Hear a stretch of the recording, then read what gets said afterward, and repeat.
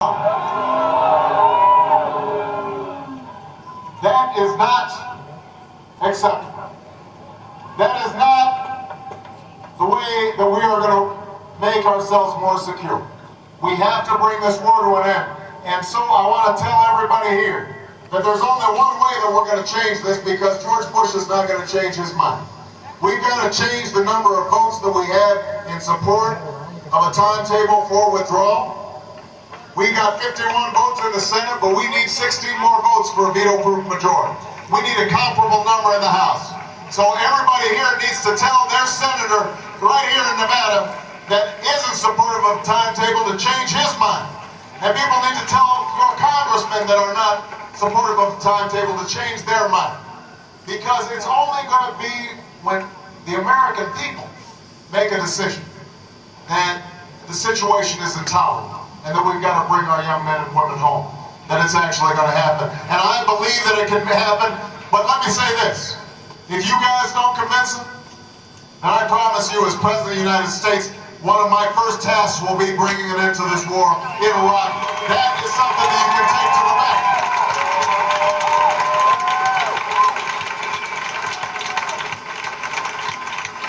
And when we do that, the world is waiting for us.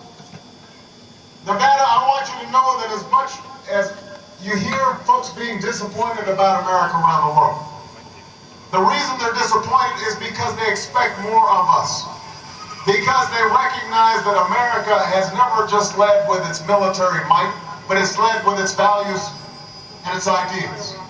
And so I want to stand before the world, and I want to say to them, America is back.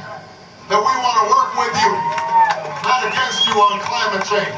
We want to work with you, not against you in terms of dealing with nuclear proliferation. We want to end the genocide in Darfur. We want to deal with issues of global poverty. And while we're at it, we want to close Guantanamo. And we want to restore habeas corpus. Because that's who we are as Americans. That's what we stand for. And when we stand for what we believe in, that makes us more secure. But let me say this. I am confident in my capacity to lead this country.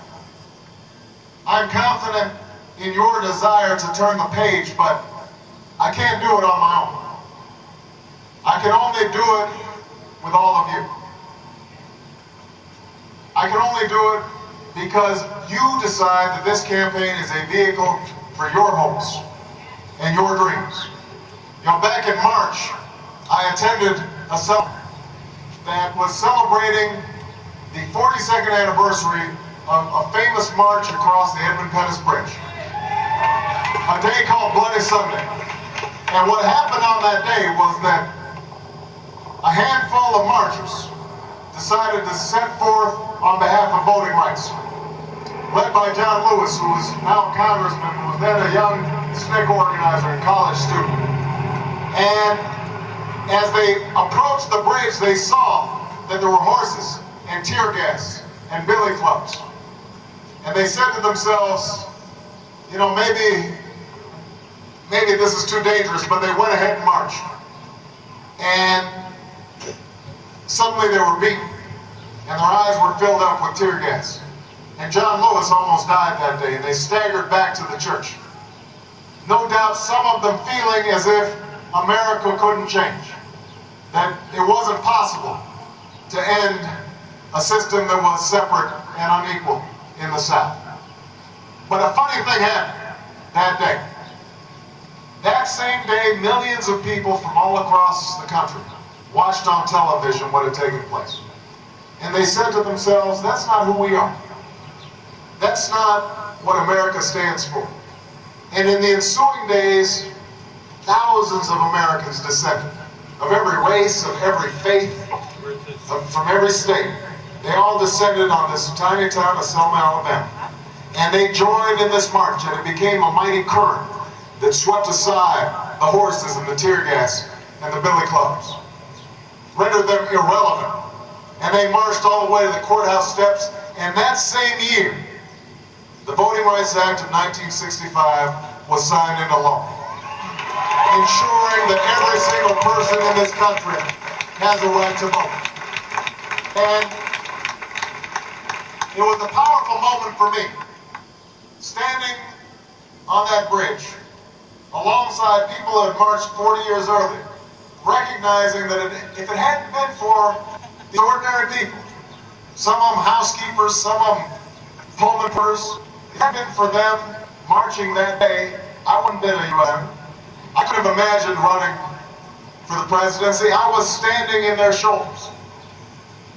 And when I got back from Selma, Washington, D.C., some people clapped me on the back. They had heard me speak at one of these churches, and they said, you know, that was a wonderful celebration of African-American history that you participated in. History.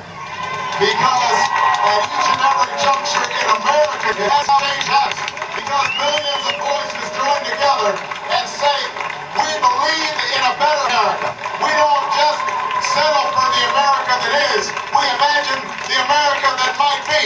That's how we brought an end to slavery. That's how we brought an end to Jim Crow. That's how women got the right to vote. That's how unions got the right to organize. That's how we brought an end to the Vietnam War. That is how we're going to bring an end to the Iraq War. At every juncture, it's been because of you that change happens. And I am absolutely confident in this election that if all of you stand together and say, we believe in this better America, that not only are we going to get the Republicans at the time, not only are we going to win this campaign, but we are going to transform the country. Thank you very much, Reno.